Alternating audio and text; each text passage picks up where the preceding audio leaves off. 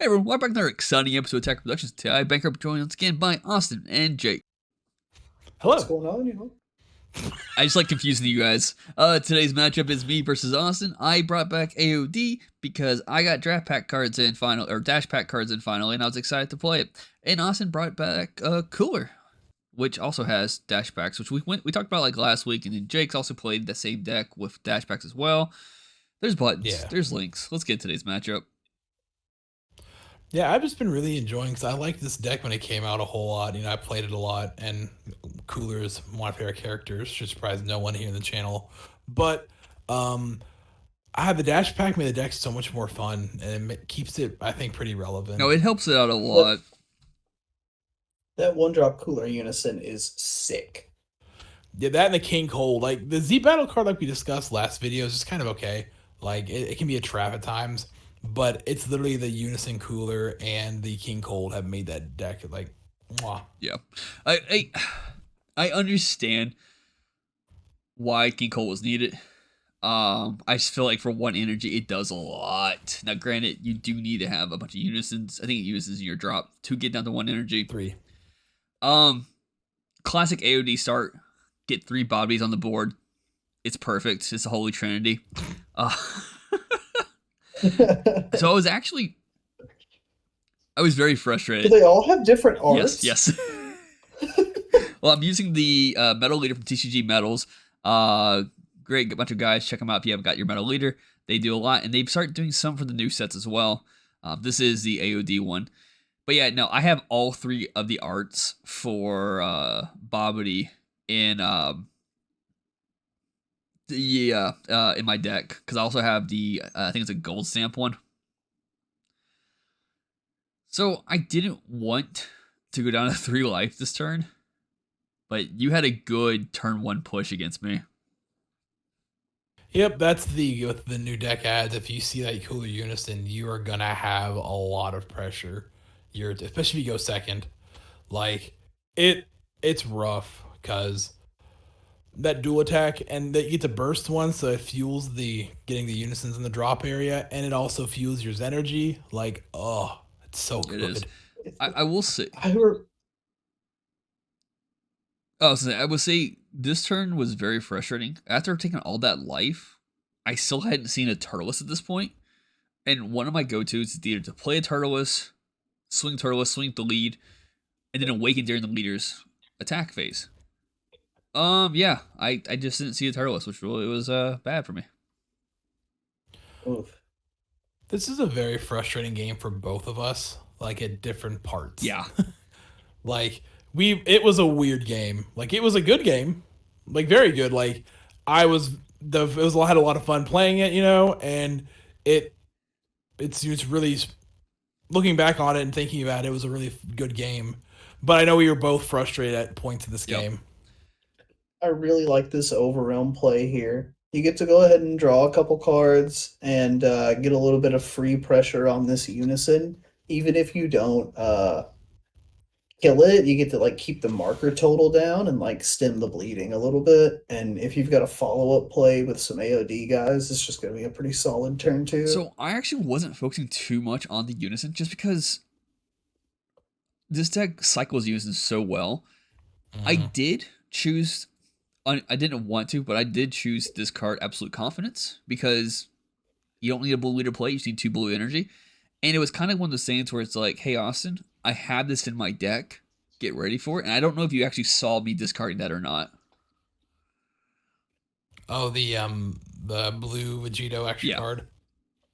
Yeah, I know you play that card, but in all honesty, I just haven't cared. That sounds weird, but that because once you start playing with the Z Battle cards, like the first time I played against it, we was on camera, and you did that against me a lot, like a while back, like a few weeks ago, and I had never used the Z Battle card before with this whole stuff, but looking at it, that's why I think the Z Battle card for this deck is a bit more of a trap instead of like an insane support. It is really good, but I think it's better used as you playing it earlier on, and then using it as barrier pop support, like popping stuff.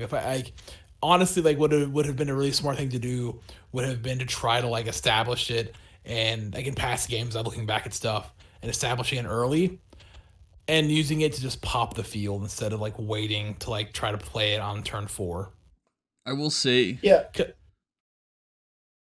I was gonna say at first glance, it kind of looks like the card that you just want to jam on like as soon as you can. But I think over time we've learned, like you guys are saying, that there's a right and a wrong time to go into some of your Z stuff in this cooler list. you actually see me. I'm looking at my Z deck a lot because I want to play the Boo.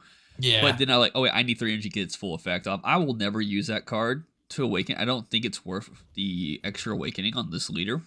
But for what it is, I think it's a great card. Also, I didn't get Turtles until I awakened. so Yep, that was So that's why I paid strip 2, because the 1-drop Bobbity does remove specified cost and reduces the cost as well. So I just paid 2 for it, and you let me draw 2. You popped it, and I played Turtles afterwards, which was pretty nice. It felt good finally seeing it, but a little late. Yeah. I'm never one to really crit the life on offering. I have never once when I've played against offering been like, man, if they draw 2 cards, I'm screwed. Unless I'm playing a hand control deck. That is the only time where I've ever crit the life. It's one of those things where it depends on the matchup. Like if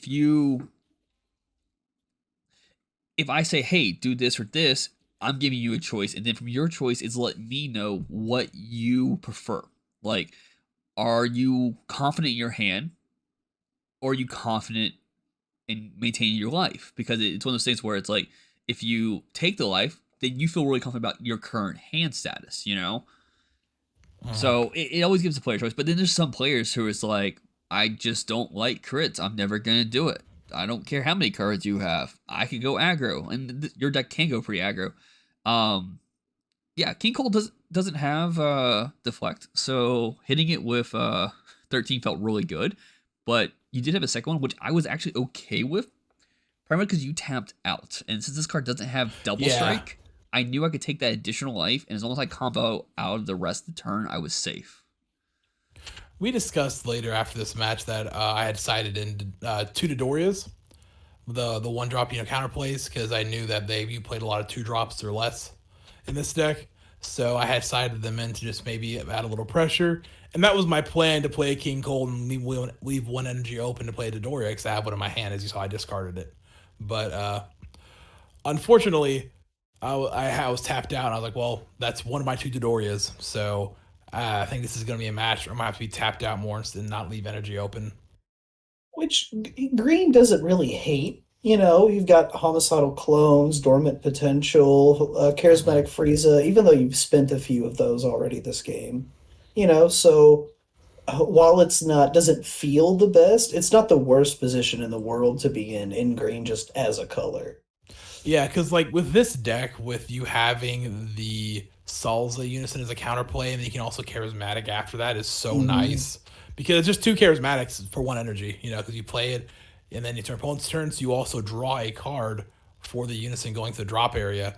So like the Souls is always worth it a lot of times if you can play it over the Frieza charismatic, and then charismatic again if you know your opponent's playing a lot of cards. So this deck has a really good way of just controlling the board with KOing, and it's just the Dodoria helps a little bit by being a little cost friendlier with certain things. So now that I have dash pack cards, I'm able to talk about cards. Janemba's really good. It bounces cards back to your hand. If you play it from your hand, you burst 1, draw 1, which in earlier AOD archetypes, like after you got to an awakened state, it felt like a time bomb where eventually you're gonna run out of cards. There's not enough cards in the deck that draw you cards.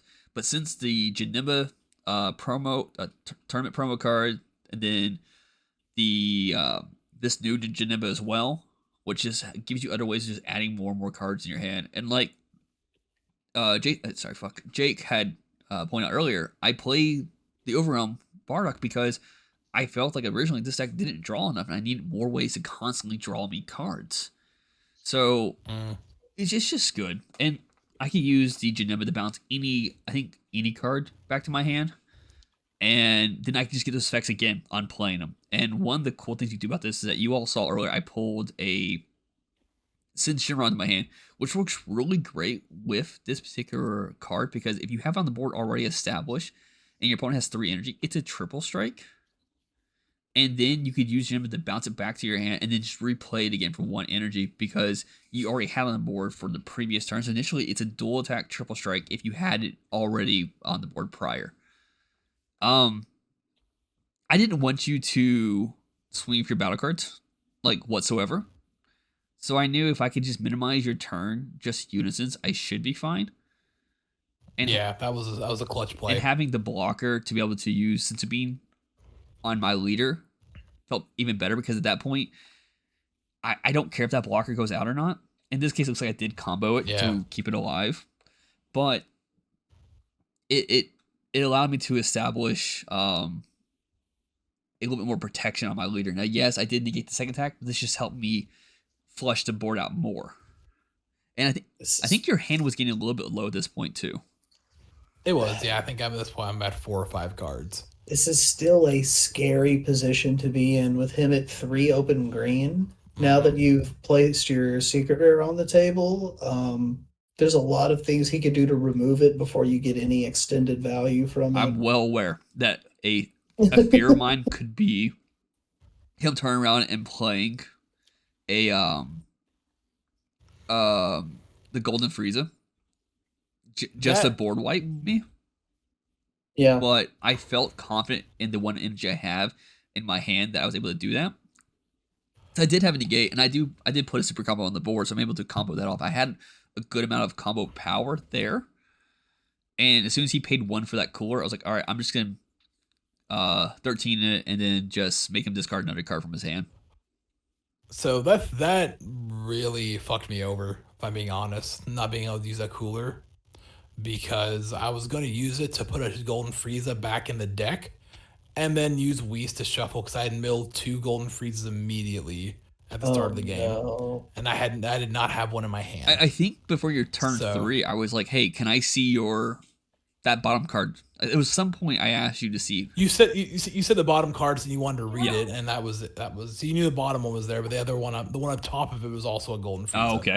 So like that's why that was rough.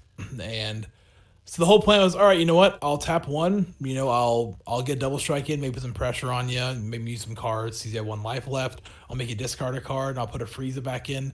Then I'll use Whis to shuffle, then I'll be in a good spot. I was feeling confident if I could do that. And then you doing that against that cooler really put me in a horrible spot for this. That really messed me up. So, me comboing off earlier on that Janemba block was kind of helping just make sure I had the my drop area where I needed to be when I played 13. Because sometimes I normally don't shuffle cards back into my deck with 13, but I think I did a couple times in this match actually. But then I felt that I didn't need that overwhelm anymore actually. Especially with the 1 cost Sin. And then here, another thing I don't normally do. I don't normally look at all 3 cards from my Broly. I kind of first one, second one, and third one in case I want to stop early. At this point, I'm starting to feel very confident. Even though I'm at 1 energy. Or 1 life. Sorry, yeah, 1 life. And I think Jake can contest this. I do this all the time with AOD for some reason. I don't know why. But I will proudly go down to 1 life in this deck. Yeah, that your willingness to take a lot of damage combined with just the strength of that Android 13 counterplay makes this just a really tough matchup. Because you're just gonna be able to apply so much pressure for free in the later stages of the game that it's hard for a lot of decks to keep pace with the play a guy, get some value aspects of AOD. That's one combo I did right there that I love with this deck, is using Dormant and then the next tag playing Knives. Yeah. Because then if they have a bigger, they're like, I'm going to try to get this 1 big swing out. You can pick the big swing, be like, hey, you're not attacking next turn. So it saves you another turn. I did take the risk. Most of the time. Yeah, I did take the risk of that, and I could actually I forgot about Knives' effect. But because of the 2-drop Janemba, I'm like, all right, I'll just bounce it back to my hand and just play it next turn. And right here, this is when I was talking about, earlier, honestly, if I was playing smarter, I should have played this Golden Frieza much earlier to get rid of your Babidi and your Turles, because you charging a Babidi and then playing one is really, really risky. So, if I had the Golden Frieza now turn 2, we had to have 4, that's 4 energies for the other effect. If I had that Golden Frieza out turn 2, I could have been popped your Babidi and I could have popped the Turles and made your game a lot harder for you. Yeah. So that's looking back, that's the biggest critique I have for me in this, besides not, drawing the Golden Frieza early. I will say, That's not really your fault. I don't know if you all caught it or not. Since you swung with the leader first, before activating your battle card's effect, I was able to petrify it, and the card I discard was actually my second absolute confidence. And at that point, I felt super fine this matchup from this point on. You can't establish your big boy Golden Frieza. And again, my mindset is like, I'm just going to push next turn. If he's able to stop me, he has it, I think, at this point. Would you say you felt absolutely confident in your decision? Oh, I totally did. But at this point, you've only played, I think, two dormants on me. There's a chance you still have one in your hand, but your hand's getting smaller and smaller. Yeah, I'm not in a good spot. Like this is the part where, like, we talked about how, like, earlier I said, there's parts of this game that are frustrating. Mine was turn 3. It started there, and it just kept going here, because right here, I'm like, you know what? I got a super combo. If I draw into a super combo, I win because I counter your combo power. I'm like, I just win. And I did not. I drew into my secret rare, and I drew into a Unison. And I cannot combo with Unisons on battle cards. It's only leader and Unison swings. So I was very frustrated, because the secret rare would have been great 2 turns earlier when you panned me. Yep. And so, like, 'cause I use the counter secret rare, if people don't know, the Janemba Majin Buu. And I think it's my favorite SCR for this deck. But yeah, that's when I started sweating, and I actually told Bancroft it's GG. But he's like, well, see what life you get. So, and then I was like, you're right. It's one of those things where, like, you have one open life, you could get a negate, you had some cards in your hand. There's a good chance you could have gotten dormant, and then my cockiness would have allowed you to somehow combo out and then negated the last attack. So it's one of those things, you have 3 life. You don't know what those 3 lives are. You may get something that could be like the golden goose for you, but you didn't. And I'm like, all right, cool, I'll just swing with this Z battle card that I've been wanting to show off all match. Like, when you were doing that, I was like, Bancroft, just fucking swing. Just end it. He's like playing cards, like, just fucking end it. So with that being said, thank you for your opportunity. Keep in mind, there's buttons down below, there's links in the description. Check them out. Bye.